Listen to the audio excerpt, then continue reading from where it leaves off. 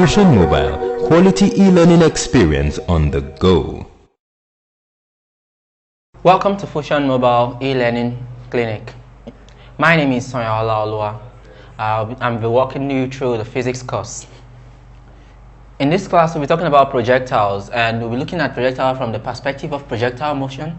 We'll talk about the definition of time of flight, definition of maximum height, definition of range. Then we'll look at the calculations involving time of flight, maximum height, rate, range. Then we'll look at the alternative approach to solving projectile problems. So let's begin. Projectiles. What comes to your mind when you hear that word, projectiles?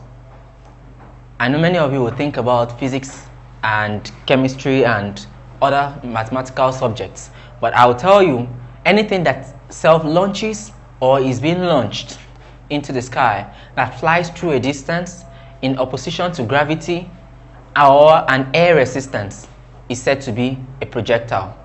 Your aeroplane is a projectile. It flies through a distance where gravity is acting on it, air resistance is acting on it. In the course of our study, we will not be taking air resistance into much of cognizance. We will consider more of the work of gravity and the work of the velocity of projection on our projectiles. In a few seconds, a question will pop up on your screen.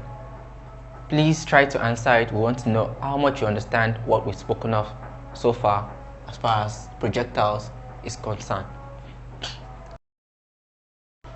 Welcome back. In a few seconds on your screen, you will see the definitions of the terminologies that are being used in this subject, in the matter of projectiles. And the first one here is time of flight. We define the time of flight of a projectile as a time required for it to return to the same level from which it was projected. That is, an object is projected from the floor, it flies through a certain distance, and it lands on the floor at a particular place. That's the time of flight, the time it takes it to start, from start to stop. We also have what we call the maximum height. The maximum height is defined as the greatest vertical distance when measured from the horizontal projection plane. Is the vertical distance, maximum vertical distance when measured from the horizontal projection plane. While the range is the horizontal distance covered from the point of projection to the place where it hits the ground again. So, based on what we just discussed, if an object is being projected from this point, it will fly and land. It's being projected from the floor and to go and land elsewhere on the floor. Now, the distance between where it was projected and where it lands, that is what is known as the range. It is represented by R.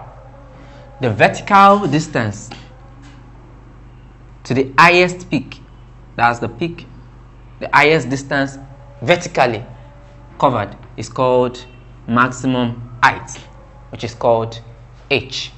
And of course, the object will be projected at a certain angle.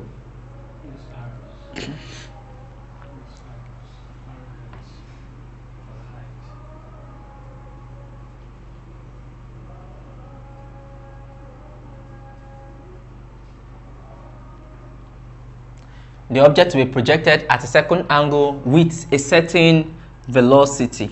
The velocity is our u. So very soon we'll be working out calculations. Now the time it takes it to fly from this point to this point is our time of flight. The total time that it spends traveling is our time of flight. So keep yourself familiar with them. We have our initial velocity, that's the velocity of projection.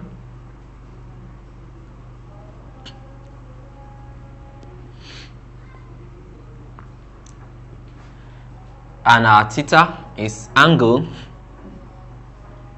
of projection. R is horizontal distance covered. Horizontal distance covered, which is called the range. And H is maximum height.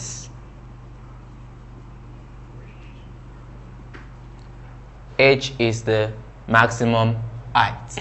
Okay, let's go to the first part. The time of flight. One needs to understand, one needs to put into consideration the formulas of equation, the equations used and formulas used in calculating motion.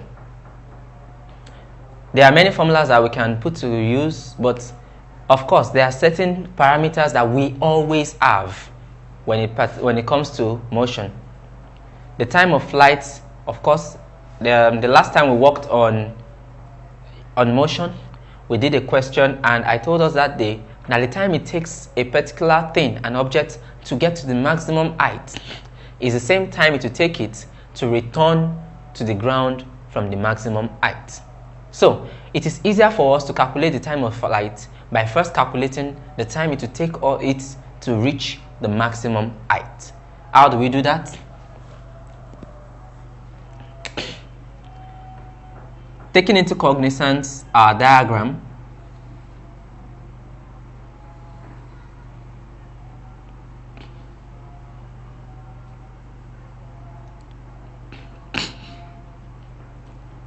U and theta,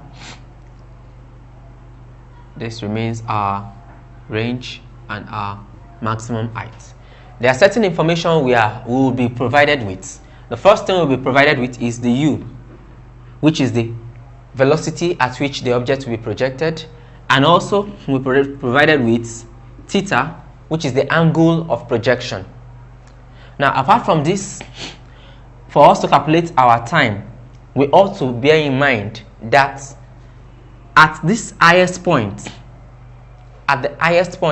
the ball or the object being projected actually comes to a stop. It stops moving. So which means at that point, V at the maximum height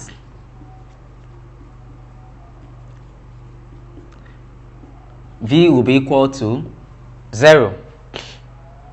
So bringing a formula that contains U, V, and probably gravity together, the formula I can think of right now would be V equals U plus or minus GT. From our 3 equations that we were given the other day. Those 3 equations are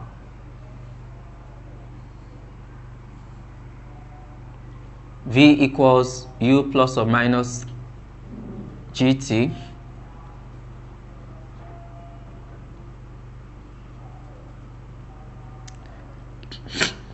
V squared equals U squared plus or minus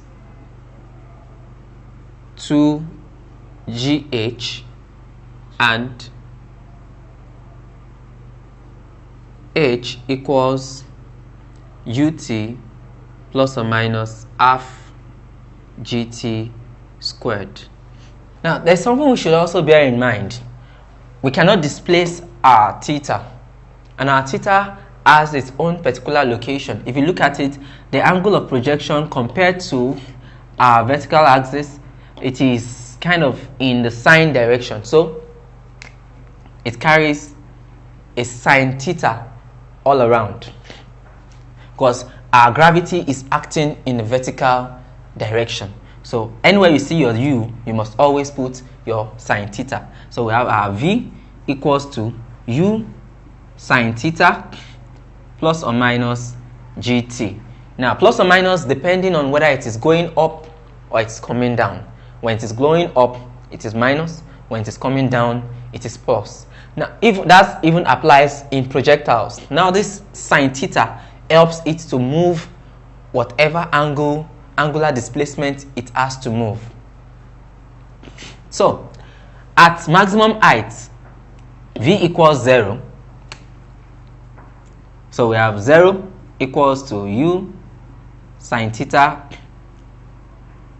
Let's go with plus gt, let's go with minus gt, because it is going to the maximum height. Minus gt, it is going to the maximum height. So gt comes to the other side, and we have gt equals to u sine theta, and t will be equal to u sine theta divided by g. Now this is the time it will take the object to get to the maximum height, but the time of flight, capital T, is giving us 2 small t. Like I told you the last time, the time it will take it to get to the top is the same time it will take it to get back to the bottom. So 2t is also the same thing as 2u sine theta over g. So this is the time of flight. This is the formula for calculating the time of flight for any projectile. Let's consider the maximum height. So, looking at the expression, the formulas we have, there are a number of formulas we can actually take into consideration, and we can start calculating. But we do not have a definite answer for what our time is. So, let's pick out our parameters, what we know. For sure, we know our u, and we know our r. We are looking for h. Oh, sorry, we do not know our r. We're not working with r here. We know our u, we know theta, and we know that at maximum height, v equals 0. Of course, we know our g. So, judging by the parameters we have, the most suiting formula to use is the second one here. And of course, we are going to the maximum height, so we work with the negative. So v squared will be equal to u sine theta, because our u will always work with sine theta, squared minus 2gh. We are putting our u and our sine theta together because the two of them, the u and the sine theta, is u. They are both of them joined together form u. So our v equals to 0. So 0 squared is 0. When you expand this, you have u squared sine squared theta minus 2gh, bringing, yes, our h here will be capital. Bringing our 2gh to this other side becomes 2gh equals u squared sine squared theta, dividing both sides by 2g. Our h then becomes u squared sine squared theta over 2g.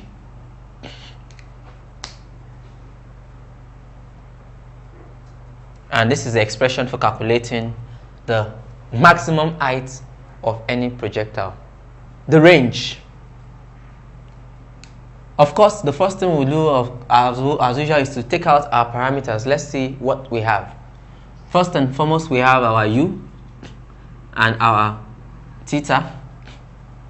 What else do we have? Range does not stop at maximum height.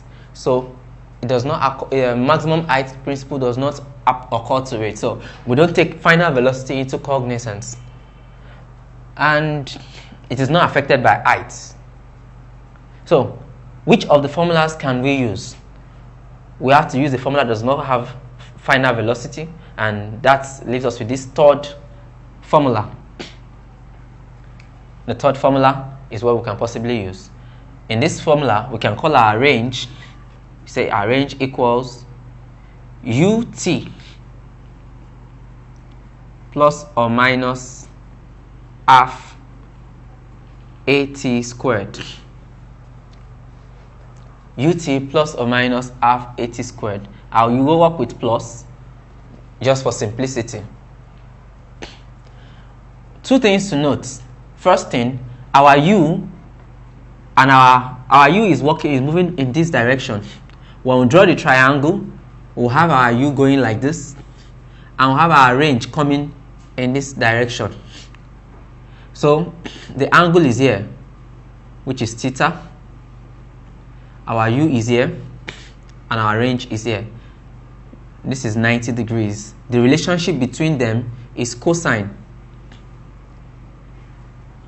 It's cosine based on SOHCAHTOA, because this is opposite, this is adjacent, and we want to work with r, which is adjacent. So the relationship between them will be cosine, which means our r will be equal to u cos theta t. Now, another thing to note again is our a here will be equal to 0. Why would our a be 0? Our a will be 0 because there is no acceleration on the horizontal. So a equals to 0, and once a equals to 0, 0 multiplied by everything here takes it all away. Another thing again to note is our t that applies would not be limited to the t that takes us to the maximum height. Rather, it will be the t that covers the full journey. That is the time of flight. So we'll not be working with small t either. We'll be working with capital T. We're working with capital T. So we'll remember our formula for t, that's time of flight. T equals 2u sine theta. Our expression for t is t equals 2u sine theta over g. So bringing this into this equation, we'll have our r to be equal to 2 cos theta, to be equal to u cos theta multiplied by 2u sine theta over g. Thus, our range would be 2u squared sine theta cos theta over g. Coming back to trigonometry in mathematics, we know that 2 sine theta cos theta equals to sine 2 theta from trigonometry. So we can import this into this, and we'll have our range to be equal to u squared sine 2 theta over g. And that's our formula for calculating range. Let's take a question on projectile. A ball is thrown into the air with a velocity of 50 meters per second at 35 degrees to the horizontal. 37 degrees rather to the horizontal. Find the time of flight and range given the g as 10 meters per second. So let's write out our parameters. We have our u squared, 10 meters per second squared. So when this is calculated on your calculator, you'd have 6.018 seconds, which can be approximated as 6.02. Of course, to calculate our range, we use almost the same formula. The formula this time around is u squared sine 2 theta divided by g, which equals 50 squared sine 2 times 37 divided by 10. Press this data into your calculator, you'll get 240.315. Those are the answers. The time of flight and the horizontal distance traveled. Also, I want you to take note of something. On certain occasions, you may find some projectile problems very difficult, that some of these formulas may not be able to help you out, or probably you might find it difficult to remember. You can just work from the basic principles of motion and use the appropriate formula that you know that would work. And of course, observe the principles, observe the direction, the angles where you should use sine and where you should use cosine.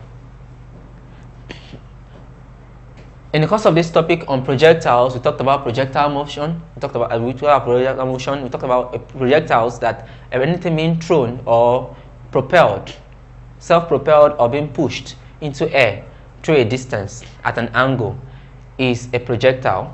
And we talked about we defined the time of flight, the maximum height, and the range. And we also showed expression of how to get each of their formulas. We also took a look at methods to solving problems in projectiles. Having gone through this lesson, some questions will pop up on your screen in a few seconds. If there's any part of it you find a bit too tasking, you can go over the video one more time because it is well detailed and should give you more light. It should shed more light on it to you.